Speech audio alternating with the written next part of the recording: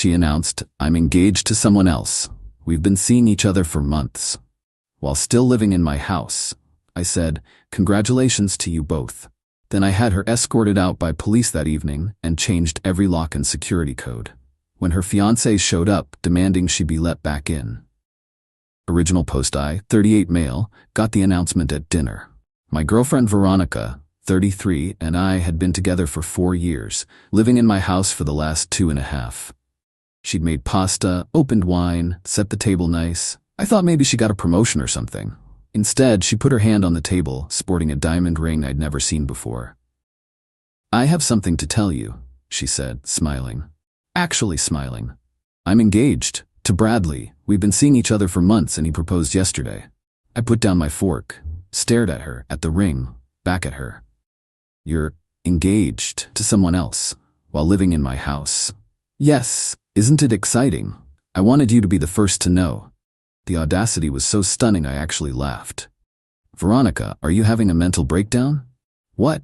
No, I'm in love. Bradley's amazing, he's everything I've wanted." "And you're telling me this, why exactly?" She looked confused. "Because we live together? Obviously things will change now, but I figured we could work out a transition plan. Maybe I could stay another month or 2 while Brad and I find a place." I stood up, walked to the cabinet, poured myself a scotch, took a sip, then turned back to her. "Congratulations to you both." "Really? Oh, thank you. I was worried you'd be upset. Veronica, pack your things." "What?" "Pack your things. You have 2 hours." Her face changed. "You can't be serious. I live here." "No, you lived here. Past tense. You just announced you're engaged to another man. We're done. You're leaving. At tonight." "That's illegal. I'm a tenant. You need to give me 30 days notice." "You're not a tenant. You're a guest. Never paid rent. Never signed anything. Not on any bills. You're my ex-girlfriend who I'm asking to leave my property. This is emotional abuse. You're throwing me out with nowhere to go. Call Brad. I'm sure your fiancé has a place for you." She pulled out her phone, started recording. "This is harassment. I'm documenting this." I pulled out my phone too, called 911. "Yes, I need assistance removing someone from my property. My now ex-girlfriend just announced she's engaged to another man and refuses to leave. Yes, I own the house. No, she's not on any lease or deed. Thank you." Veronica's jaw dropped. "You called the cops? You have 1 hour and 55 minutes. Update 1. That night, the cops arrived in 20 minutes. 2 officers, very professional. I showed them my deed, my ID, explained the situation. They looked at Veronica with barely hidden disbelief. "Ma'am, is it true you just announced your engagement to another man while living here?" "That's not illegal." "No, ma'am, but if you're not a legal tenant and the homeowner wants you to leave."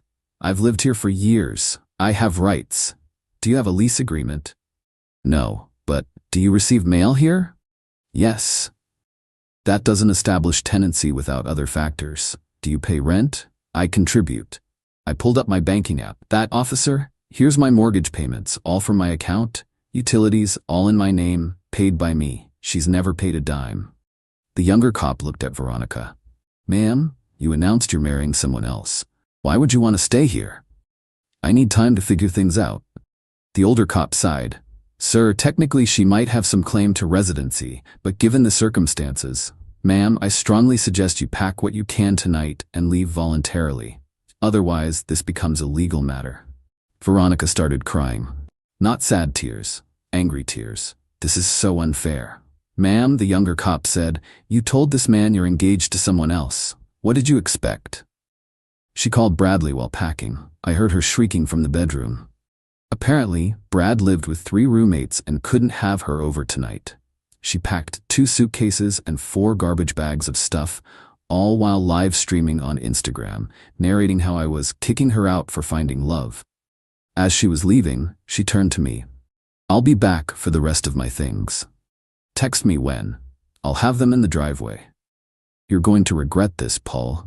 Probably not as much as you're going to regret announcing your engagement over pasta." The cops waited until she drove away. In the car I'd been letting her use, more on that later. Then the older one turned to me. "Change your locks, tonight, and maybe get cameras. Already have a locksmith on the way. Smart man, good luck." Update 2. The next day woke up to 67 text messages, 30 missed calls, and a dozen Instagram notifications. Bradley, the fiancé, had messaged, "Bro, that was cold. She needed more time to move out properly. Not cool." I responded, "Bro, you proposed to my girlfriend while she lived in my house. Not cool." Veronica's mom called at 7 a.m. "Paul, what is this I'm hearing about you throwing Ronnie out?" "Morning, Janet. Did she mention the engagement?" "The what?" "She's engaged. To Bradley. They've been together for months." Long pause. "She said you two were basically roommates. Is that what she told Bradley too?" I need to call you back." She never did. Around noon, Bradley showed up at my door. Mid-30s, man bun, probably drove a Prius. "We need to talk." "No, we don't. You traumatized Veronica. Your fiancé announced your engagement to me over dinner, in my house, that she was living in, rent-free. She said you knew about us." I actually laughed. "She told you I knew she was cheating?" "It wasn't cheating. You two were basically broken up." "First I'm hearing about it. Look, she needs to get her furniture and..." "Her furniture?" "The bedroom set, the living room stuff. All bought by me. I have receipts. She owns some clothes, makeup, and a laptop that's 3 years old. She decorated this place, with my money." Bradley's face was getting red. "She's staying with her sister now? Do you know how humiliating this is for her?" "For her? She announced she was marrying another man while living with me." "You could have given her time." "To do what? Plan your wedding from my guest room? We're getting her stuff, all of it." "Try it, please. Make my day." He stormed off. I installed 3 more cameras. Update 3, Day 3. Veronica tried the nuclear option. Posted on social media that I was an abusive ex who threw her out for falling in love with someone who actually cared about her. Said I'd been controlling, manipulative, that she'd been trying to leave for months, but I wouldn't let her. Problem was I had receipts, literal receipts. I posted one response. "Interesting narrative. Here's the facts. She announced engagement to another man while living rent-free in my house. Never paid a bill. Also, here's last week's texts where she said she loved me." Screenshot after screenshot. Her asking me for money for her student loans 2 weeks ago. Her "I love you" text from 4 days before the announcement. Her using my credit card for a spa day with Brad, I now realized. Last month, her friends started commenting, "Wait, you were engaged while living there? Girl, you said you two were separated. This is messy AF."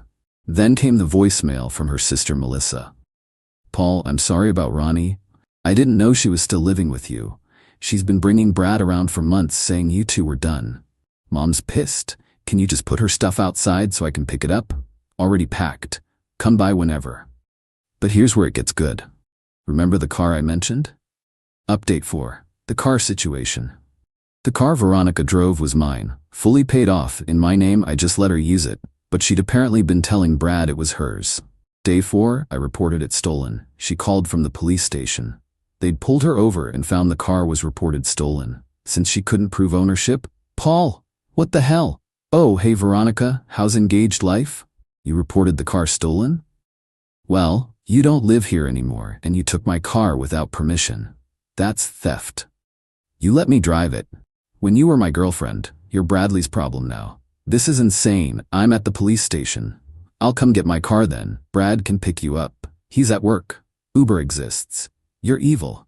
I'm practical. You wanted to be engaged to someone else. Congratulations, you're his responsibility now." I picked up my car. She had to Uber to her sister's. Cost her $73 according to her angry text. I didn't respond. Update 5, the escalation. Day 6. Bradley and 3 of his buddies showed up at my house at 9 p.m. "Open up. We're getting Veronica's things." I called 911 again. 4 men are trying to break into my house. Bradley was pounding on the door. "We know you're in there." I put the phone on speaker so dispatch could hear. "Please leave my property. You're trespassing." "She owns half this stuff." "She owns nothing. I have receipts for everything." They tried to go around back. Motion lights and cameras caught everything. One of his friends actually tried to jimmy the sliding door. Cops arrived fast. 4 guys trying to break into a house gets priority. Bradley immediately played victim. "This man stole my fiancé's belongings. We're just trying to get her things." I showed the cops the security footage. 4 men trying to break in. "Arrest them," I said. "Now wait." Bradley started. "Attempted breaking and entering. Trespassing. I want to press charges." The friend who tried the sliding door got cuffed. Bradley and the other two got citations and trespass warnings. If they came back, immediate arrest. Bradley was screaming about lawyers and lawsuits as they put his friend in the patrol car. I looked him dead in the eye. Your fiancée lived here rent-free for 2.5 years while cheating with you. I could sue her for back rent. Want to play the legal game? I've got deeper pockets. Update 6, the family meeting day 10. Got a call from Janet, Veronica's mom. Paul, can we talk? In person? We met at a coffee shop. Janet looked tired. I need to know the truth, all of it. I showed her everything. Bank statements showing I paid for everything. Texts from Veronica from just days before talking about our future. The dinner receipt from the night before she announced her engagement. She'd insisted on going to an expensive place. Now I knew why. She was celebrating with my money. Janet's face just got more and more grim. She told us you two had been separated for 6 months, that you were basically roommates, that she was scared to leave because you were unstable. I'm a project manager at an engineering firm. I own my house. I've never even raised my voice at her. I know. I know. She's always been like this. Her father and we enabled it. When she was younger, she dated 2 boys at once and convinced each the other was just a friend. We should have done something then. She's 33, Janet. I know. Bradley's been to family dinners for months. She said you were never available, always working. We thought you were the problem. I was working, paying for her lifestyle. Janet pushed an envelope across the table. This is $5,000. It's not much, but it's something for what she took from you. Janet, I can't. Please, take it. Consider it an apology from her father and me. We raised this. We need to own some of it. I took the envelope. Thank you. Bradley's already having second thoughts, you know. Now that she's living with Melissa, asking him for money constantly, he's seeing what you dealt with. Not my problem anymore. No, it's not. I'm sorry, Paul. You deserved better. Update 7, the implosion week 3. Melissa, Veronica's sister, texted me. Can we talk? Without Ronnie knowing? We had a phone call. She's driving me insane. She won't get a job, won't help around the house, just sits on Instagram all day talking about her trauma and wedding planning. Bradley's only been over twice. She keeps asking him for money and he's getting weird about it. Again, not my problem. I know. How did you do it for so long? I loved her, or thought I did. Love makes you stupid. She's been telling people you two had an open relationship. What? Yeah, that you knew about Bradley the whole time and were fine with it until you got jealous. That's a new one. Paul? Did she ever contribute anything? Anything at all? She made dinner sometimes, with groceries I paid for. Christ, I'm giving her 30 days, then she's out. I can't do this. Good luck with that. 2 weeks later, Melissa called again. She won't leave. Says I can't kick her out. She's family. Sounds familiar. Bradley dumped her. I nearly spit out my coffee. What? Yeah. She kept demanding he pay for everything. Got mad when he suggested she get a job. Then she found out his marketing consultant job was actually part-time at his dad's company. He's been lying about having money. They're perfect for each other, honestly, except neither actually has money. Karma's beautiful. She's saying she's going to sue you for emotional distress and illegal eviction. She can try. I have a great lawyer. Update 8, the legal threat week 5. I got served with papers. Not a real lawsuit, just a cease and desist from some ambulance chaser Veronica found, demanding I return her property and pay her $50,000 for emotional distress and illegal eviction. My lawyer laughed. Actually laughed. She announced she was engaged to another man while living with you, rent-free, and she wants money? That's what it says. Let me handle this. His response was beautiful. 3 pages of legalese that basically said, "Lol, no. Countersuit incoming for 2.5 years of back rent at market rate, $48,000. Veronica's lawyer dropped her immediately. She tried to represent herself. Filed something with the court that was 17 pages of rambling about emotional terrorism and love discrimination. The judge threw it out in less than 5 minutes. But the best part? She had to list her address for the court documents. She'd moved in with Bradley after he took her back. His roommate's address was now public record. Update 9. The final card week 7. Bradley called me. I need your help. That's hilarious. Please. She won't leave. She's not on our lease, but she won't go. She's threatening to say I assaulted her if we try to make her leave. And you want my help? Why? You got her out in one night. Yeah, by calling the cops immediately and having security footage. Can you talk to her? Tell her to leave? Brad, my man, you proposed to another man's girlfriend while she was living with him. You made this bed. I didn't know. She said you two were done. And you believed her? While she still lived with me? I'm an idiot. Yes you are. Please, I'm begging you. Brad, here's free advice. Install cameras today. Document everything. When she threatens false accusations, record it. Then call the cops yourself. First one to call usually wins. That's it. Also, maybe don't propose to women who are living with other men. He hung up. Final update. It's been 3 months now. Here's where everyone ended up. Veronica. After Bradley's roommates threatened legal action, she ended up moving back with her parents. At 33, she's working part-time at a clothing store and still posting about her journey of self-discovery and how she's a survivor of narcissistic abuse. She's also engaged again to some guy she met online who lives in another state. They've never met in person. Moved back with his parents too. Turns out his roommates kicked him out for bringing the drama to their house. His Instagram is now private, but mutual friends say he posts motivational quotes about learning from mistakes. Janet and Robert, as parents, sent me a Christmas card with another check for $2,000 and a note saying they're in therapy to deal with enabling behaviors. They've apparently given Veronica a deadline to move out. Melissa, we actually became friends. She texts me updates sometimes. She's in therapy too, realizing how much her family dynamics screwed up her own relationships. Me, I'm good. House is peaceful. Started dating someone new, Rebecca. She has her own house, own car, own job, insists on splitting every check. It's weird how normal it feels to be with someone who contributes equally.